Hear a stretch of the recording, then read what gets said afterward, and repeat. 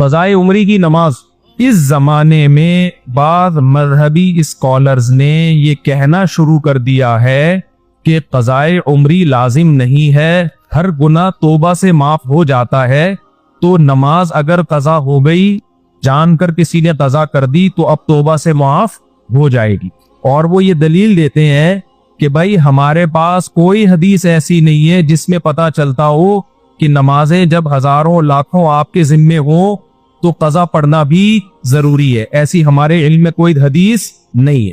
یہ ان لوگوں کا دعویٰ ہے اور ان کی دلیل ہے جو کہتے ہیں کہ قضائے عمری لازم نہیں ہے، لیکن پوری امت کا اجماع رہا ہے ماضی میں کہ جب بھی آپ کے ذمے نماز قضا ہوگی آپ پر توبہ بھی لازم ہے اور نماز کی قضا لوٹانا بھی لازم۔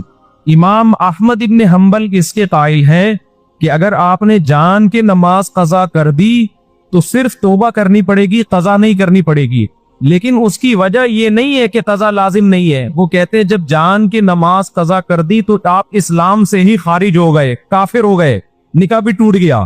تو جب کافر سے مسلمان ہو گئے تو جس کافر نے نمازیں چھوڑی اس پہ نمازیں تھوڑی لازم ہوتی ہے۔ تو وہ جو قول ہے نا کہ نماز جان کر قضا کی تو قضا لازم نہیں ہے، وہ ایک الگ قول کی بیس پہ ہے۔ وہ قول یہ کہ نماز جان کے چھوڑ دینے والا کافر ہے، تو ہم تو اس کو کافر نہیں سمجھتے، ورنہ 2-4 آدمی رہ جائیں گے جنت پہ جانے کے لیے۔ کیا خیال ہے بھائی؟ اور سارا دن تجدید نکاح ہی ہوتا رہے گا، آج فلاں نماز چھوڑ گئی چل بھی دوبارہ نکاح پڑا، فلاں نماز چھوڑ گئی دوبارہ نکاح پڑا، مہر دے دے کے آدھا ہو جائے گا کہ نہیں ہو جائے گا؟ تو اس